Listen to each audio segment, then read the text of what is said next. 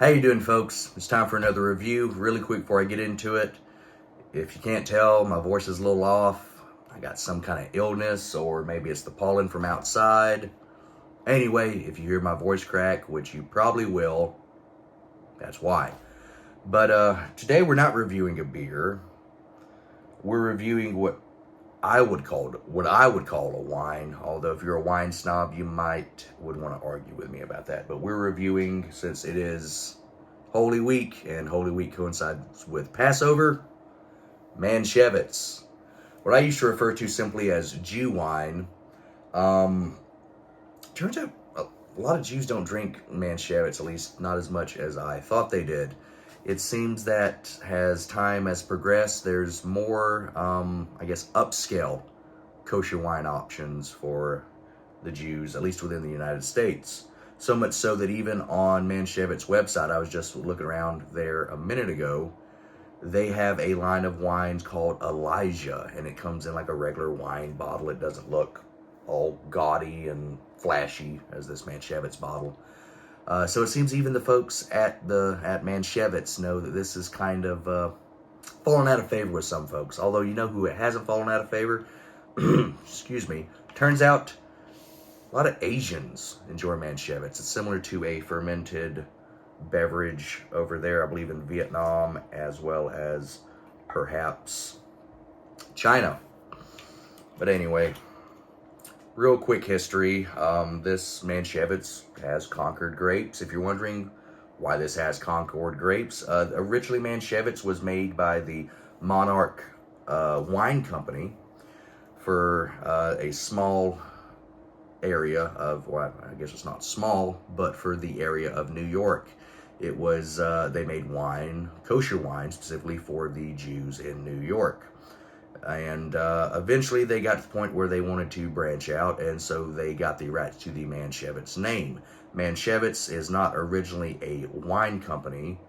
Manischewitz, which Manischewitz isn't even a wine company, they just used the name.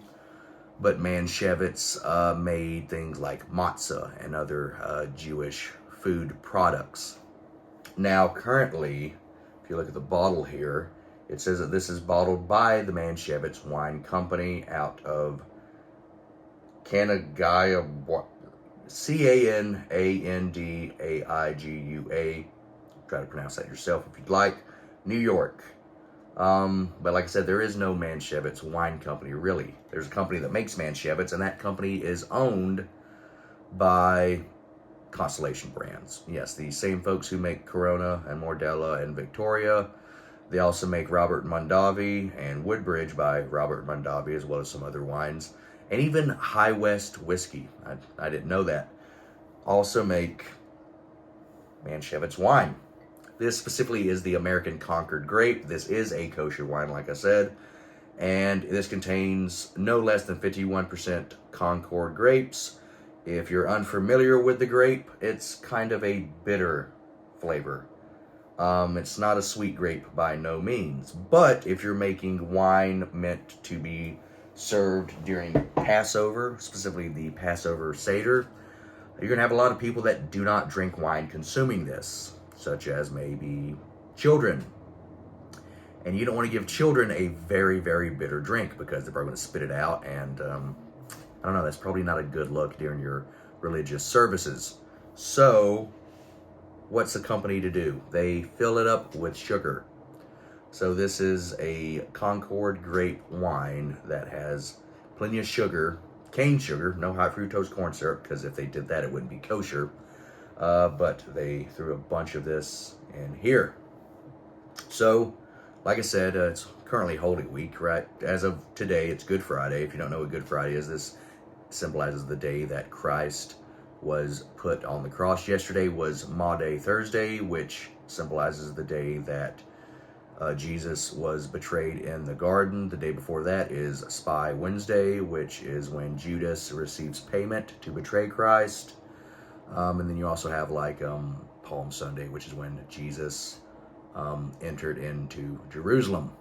So I figured, like I said, Holy Week and Passover kind of coincide with each other, so I figured if there was ever a time to review Manischewitz, it would be today, specifically the Concord Grape. They also have a blackberry, they have a cherry, they have a cream cherry, they have a cream Concord grape, they have a couple other wines. Not all of them are kosher though, but a couple are, as well as their Elijah brand of wines, which I've never seen, but I'd like to try. They have an Elijah Cabernet Sauvignon, which isn't really my bag, but hey, I can marinate some steaks with it. And they also have what is a Elijah Moscato, I believe.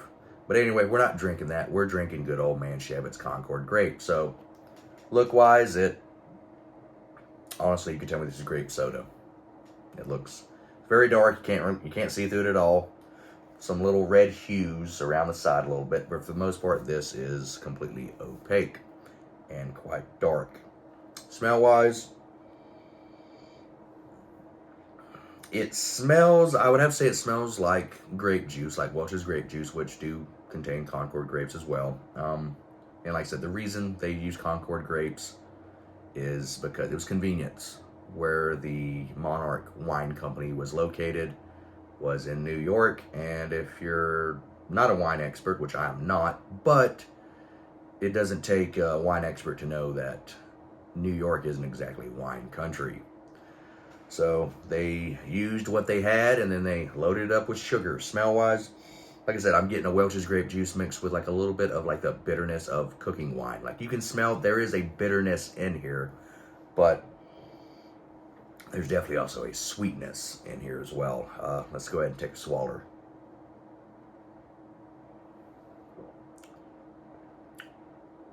Okay, it's not terrible. Again, if you're a wine expert, if you're a wine connoisseur, you would look at this and take a sip and go, wow, that is, excuse my language, but I could definitely see someone calling this shit. But if you're like me, someone who doesn't consume wine on a regular basis, and when I do consume wine, it is typically of the sweeter variety. I don't hate it. Would I drink this all the time? Would I keep a bottle in my fridge? Not really. There's other sweet wines that I prefer over this. But for what it is, I don't hate it. This bottle will get used. I will drink all of it. Maybe not in a hurry, but I will consume it. I might do what my grandfather on my father's side does. He typically keeps a bottle of Manischewitz and will take a swig before he goes to bed every night. I hope he's not a diabetic, though. Yeah, might be a problem. But the flavor follows the nose. There is like a little bitterness under there. I mean, you can taste alcohol in here. This is an 11% ABV. Although it's not boozy by any means, but I can taste this, and I can drink some grape juice and go, yeah, there's some wine. There's some alcohol in this, but it's not very, very, very prevalent. But you can tell. But once again, it's not going to punch you in the face by any means. Sweetness wise, it is sweet. It's a little heavy, a little syrupy. A tad sticky on the mouth. Although I would say for the reputation Manischewitz has, I am kind of surprised it's not more like sticky.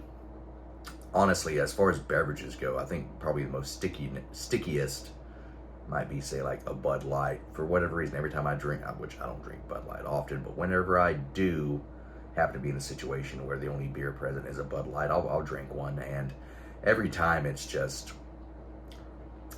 after about 2 or 3, it's just, I feel like a dog with peanut butter in the roof of his mouth. Or at least that's how I feel like I look, because I'm just, ugh. But anyway, this Manischewitz is, for what it is, it's not terrible.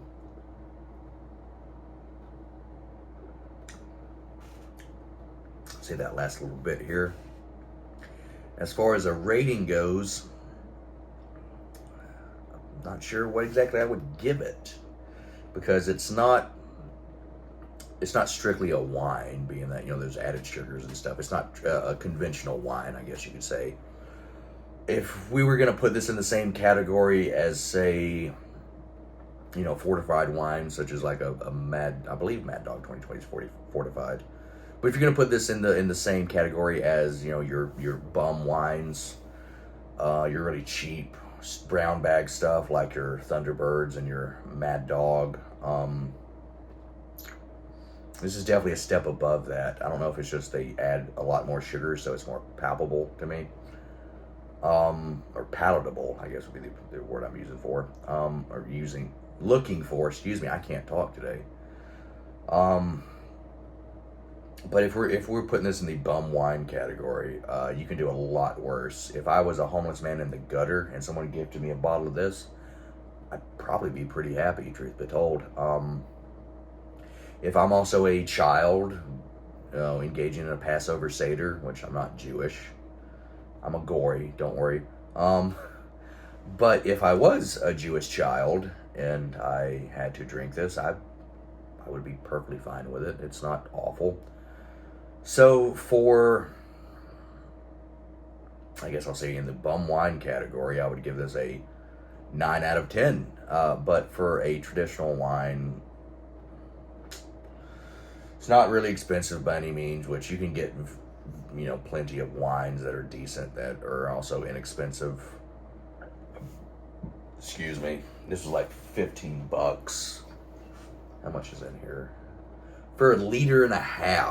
Wow. Yeah, no. If I was a homeless man in the gutter and I had someone gifted me 1.5 liters of this stuff, man, the next day is gonna be a hell of a hangover, headache like crazy. But yeah, that'd be a heck of a night. At least the headache wouldn't be as bad as Mad Dog. I can't even finish a little bottle of Mad Dog without just want to take a nap because I'm just in this terrible headache. But for a overall wine, I'll give it a 5.5. It's almost passing. But for your wine connoisseurs, like I said, it's going to be too sticky. It's going to be too sickly sweet. It's going to be just sugary. It's going to be, if you're someone who drinks a dry wine, you're going to look at this and go like, oh, this is like candy, but not in a good way. But for someone like me, I'm not mad at it, So overall, we'll give that a 5.5. Now, real quick, like I was saying, if you're watching this the day I upload it, it's currently 10:49 on Good Friday. If you happen to watch this relatively soon after I upload it, I implore you, if you have a decent church around you that does a Good Friday service, please attend. I currently attend a PCUSA church, which sadly is on the liberal side. I didn't grow up Presbyterian, I grew up Baptist, but my fiance is a Catholic, so I decided to kind of go to a more liturgical tradition to kind of be a compromise, so to speak.